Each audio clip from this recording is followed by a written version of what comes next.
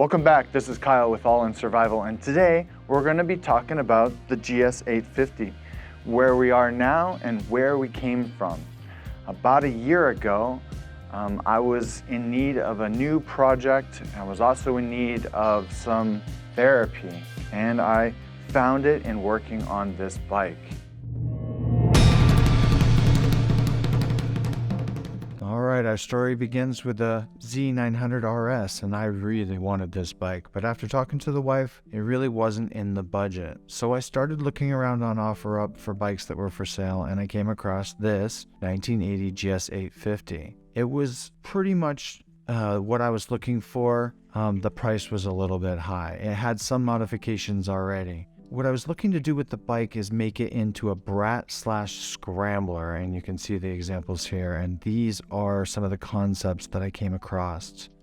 Alright, once the bike was in the shop, we noticed that one of the first things that needed to be fixed was these intake manifolds. It was letting in a lot of air, and the engine was running terrible. So we went ahead and ordered some new ones and got those on. The hardest part was just getting the carburetors off and getting everything cleaned up so that we could seat the new manifolds. The new ones went on pretty much with no trouble. Alright, the next thing that needed to be done was to fix first gear. For some reason it wasn't locking into position. And we went ahead and pulled this all apart, and I ordered the wrong seal. So we decided to try and make our own, and it worked. It was a learning process because I had never done one before, but I think it looked pretty good. And once we were done, my little man helped me get it all on. Is that the right way? Yeah. All right, watch your fingers. You gotta go slow. Okay, that's good. All right, it's tight? Yeah. Okay, do you like working on the motorcycle? Yeah. Okay, good. All right, the next issue was tires, and they were super dry rotted, so I went and looked for something that would fit into my scheme. I bought some really nice Michelins here, and it took about 2 weeks, and they showed up. And yeah, everybody was excited about having something new to put on the bike, so we took the bike over to Fred's place to start that process. All right, so we ordered a rear seat hoop, and it came in from China. I really liked this concept of having the lights in the back, so we got a seat and the hoop, and we brought it over to Fred's, and we did a lot of measurements to make sure that we were going to cut in the right spot. And then, yeah, Mr. Fred went to work.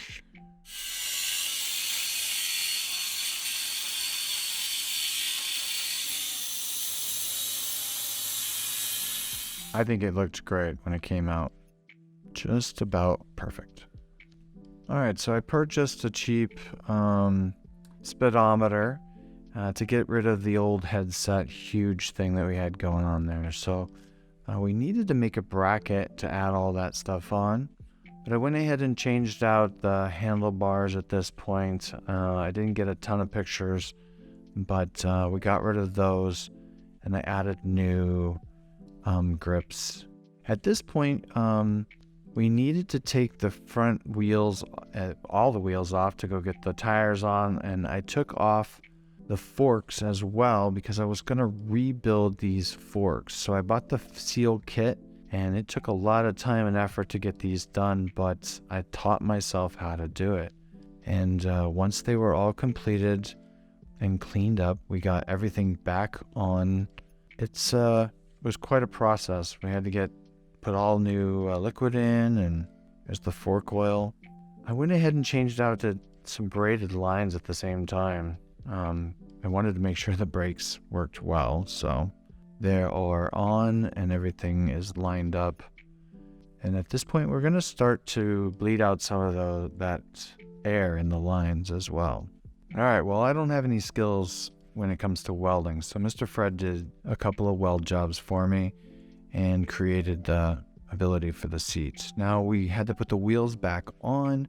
While we did that, we put on the license plate holder. Here we go. And we started the process of rebuilding the rear master cylinder and adding in some upgrades for the brake system. I added some braided lines, and then we bondoed the back frame and started smoothing everything out. It took a couple of days to get where we were, and as it came along, I think it looks pretty good. I still wasn't sure until we painted it, but that looked really good when we were done. I was impressed. Added in the brand new shocks, and it just changed the whole look of the bike. All right, the next project was the Headlight Shroud and headlight itself. This is kind of a mock-up, what I intended. So we got a new headlight, and we put everything on. Now, this mock-up is used tape, nothing's mounted, and eventually I'm going to put this windscreen on. I think it'll look good, but we got everything behind there, and we bled the brake shouts.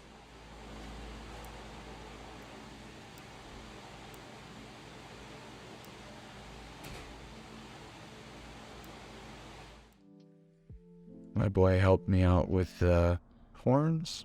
The old horn, and there was 2 of them. And now we got a little baby black one. Done.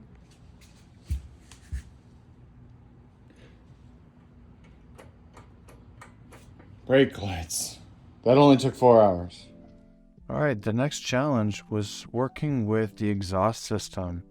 First thing I did was order all new brackets and hardware. And then I started the process of breaking it down and cleaning it as the best I could. I went ahead and did some spray painting, 2 different types of spray paint. I sandblasted this particular piece because it was a bit of a mess, so that took some extra time. The painting went really well, and it was July at this point, and it was very hot out, so it all dried really fast. I then wrapped each piece and started the process of putting it all back together. All the hardware is nice and clean and painted, and I put everything back on the bike. I think it looks good. All right, next I did an oil change and went ahead and replaced the filter as well. The guy who had the bike before liked to use that goop, and it took quite a while to get this all cleaned. I had to use a wire brush and a Dremel, but it looked really nice afterwards. I went ahead and put everything back together and found out that I had stripped the threads right out, which made me get this new piggyback. All right, the next chapter in this tale is the tank, and these are some concept art that I was looking for, the kind of overall theme I was going to be going for. This whole project took about 2 weeks, and we started with tearing it down and pointing out where all the dents were and filling them in, Bondo. Lots and lots of scraping and repainting. We got an opportunity to learn so much.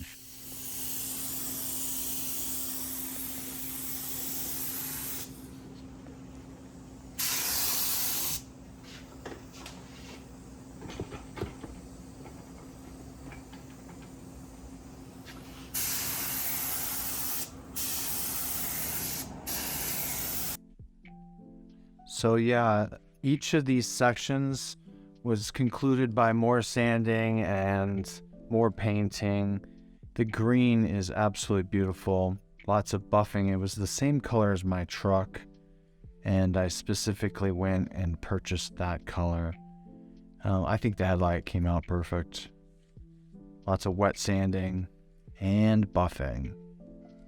Beautiful. I could not have done it without Fred. The pinstriping went on.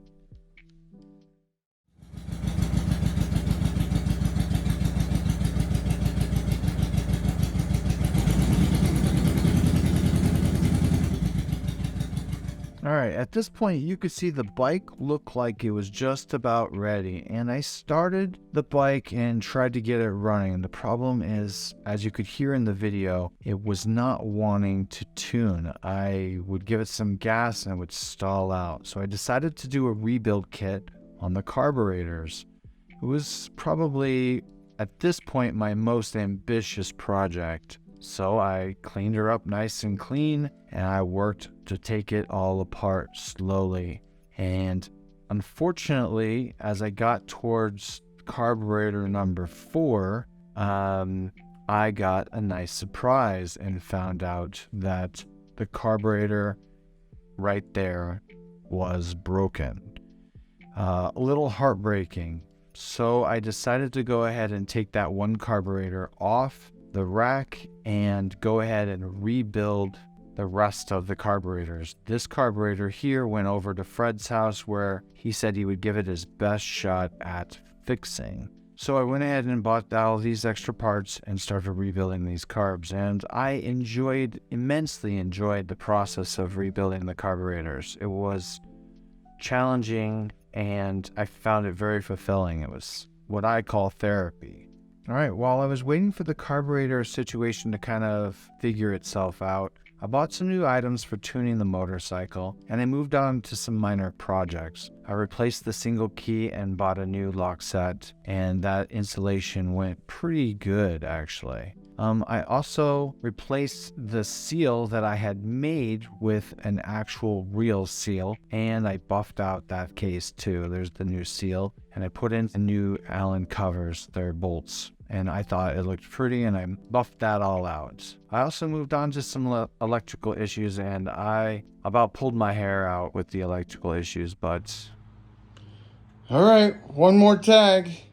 I now have, let's see, this is the high beams, and, oh, it's on my new one.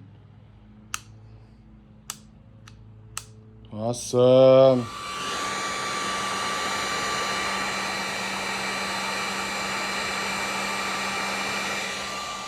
Alright, so the electrical was complicated beyond belief. The 80s bikes had way more wiring than they ever needed.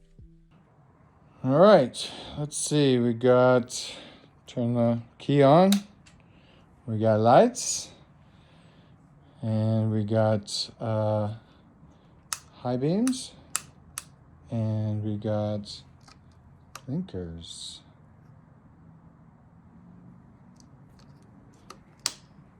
Alright, now all I have to do is fix the carbs.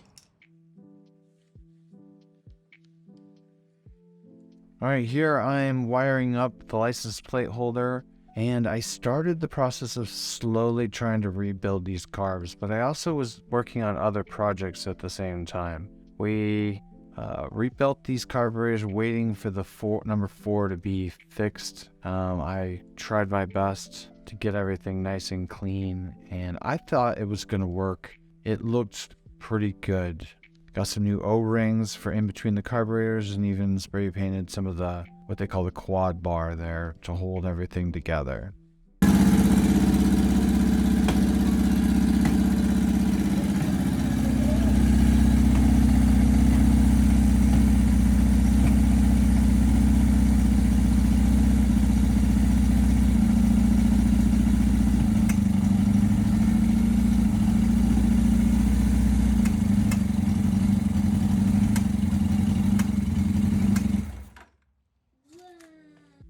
Alright, we ended up with some new air filters, and things were looking like it was coming online. I ended up doing a bench test to see if all of these would work, and that's the synchronization kit.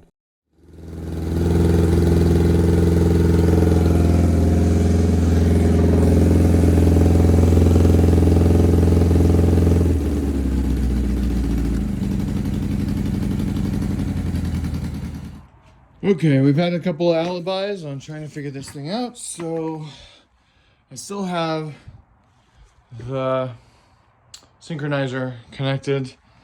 I did a bench test on all 4 carbs. I think I have them set where I need them at this point. I'm going to go ahead and switch this to prime and fill up the bowls. Couple of seconds. 1, 2, 3, 4, 5. Go ahead and put it back to run. Give her a little bit of choke. Choke. And power.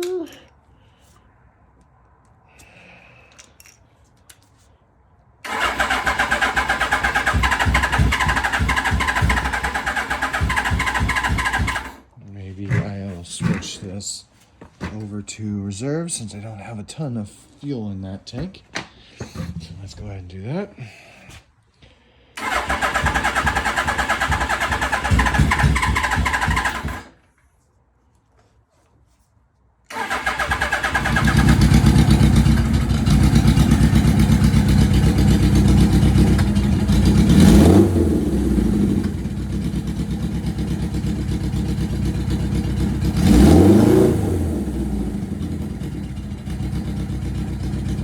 I've been going back and forth several times trying to figure out why it's still overflowing, and it felt like it was working pretty good, but then this third time I've taken it off, I noticed that the post itself is coming apart. It's just not holding.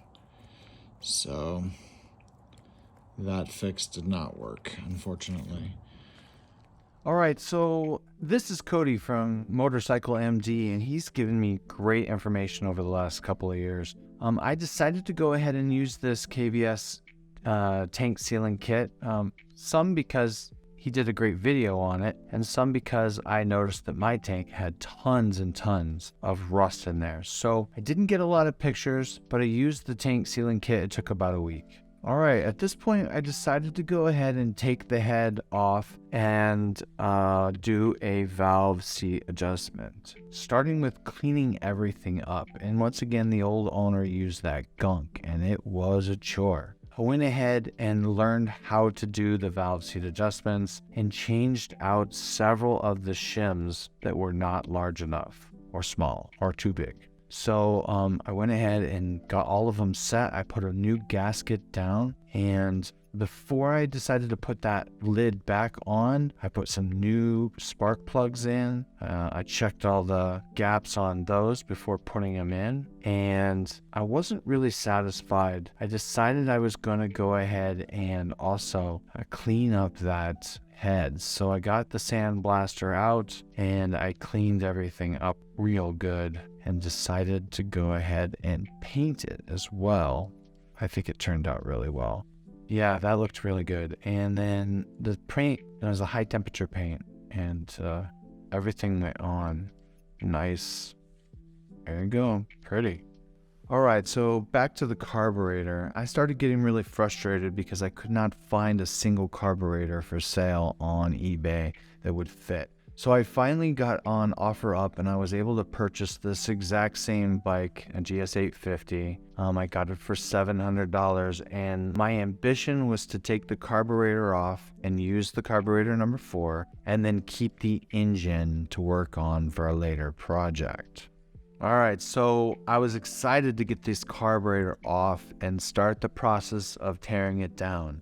Now, I had all the parts to rebuild it, and I was starting to pull it apart so I could clean it up. And at a certain point, I started finding issues with some of these old pieces. They were jammed in there really good, and I ran across this air mixture screw right here that was just absolutely jammed in there. So I got everything out, and I took it over to Fred's house, and I locked it into a vise, and it broke off. The 32-year-old aluminum broke off. After the tragedy with the old carburetor, I was pretty sad, but this was my last option, was a brand new set of carburetors, and it was very expensive but showed up and it was beautiful. Sadly, when I went to put it on, it didn't fit exactly, and it took me an entire day to move things around.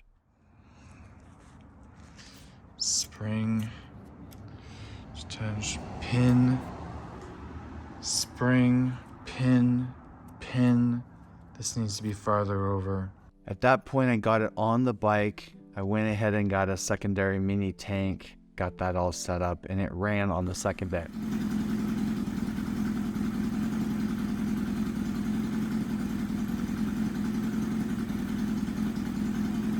After doing some research, I realized that that particular style of carburetor needed a push-pull throttle. So I purchased it. It took about a day to get installed.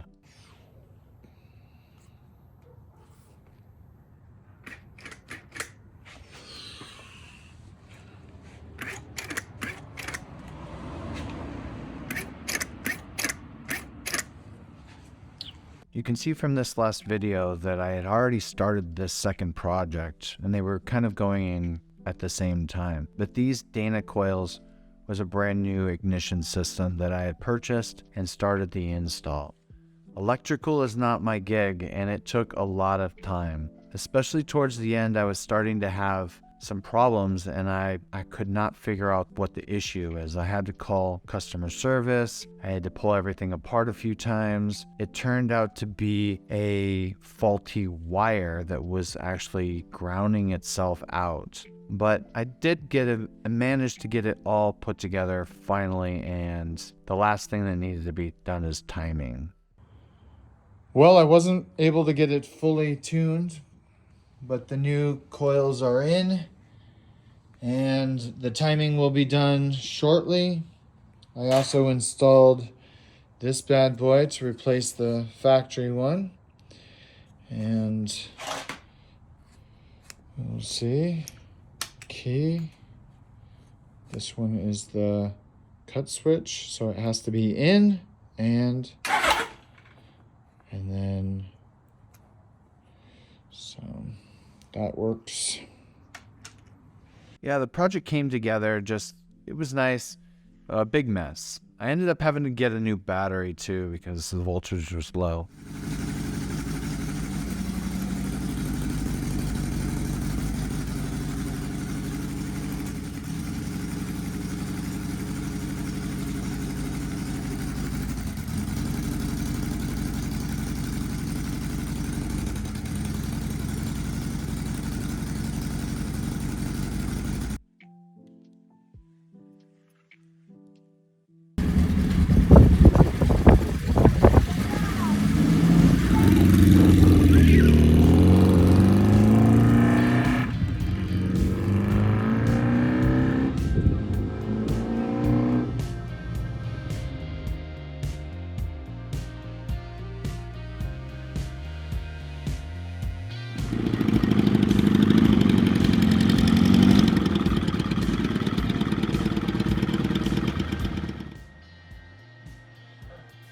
Thank you for sticking with us in this video.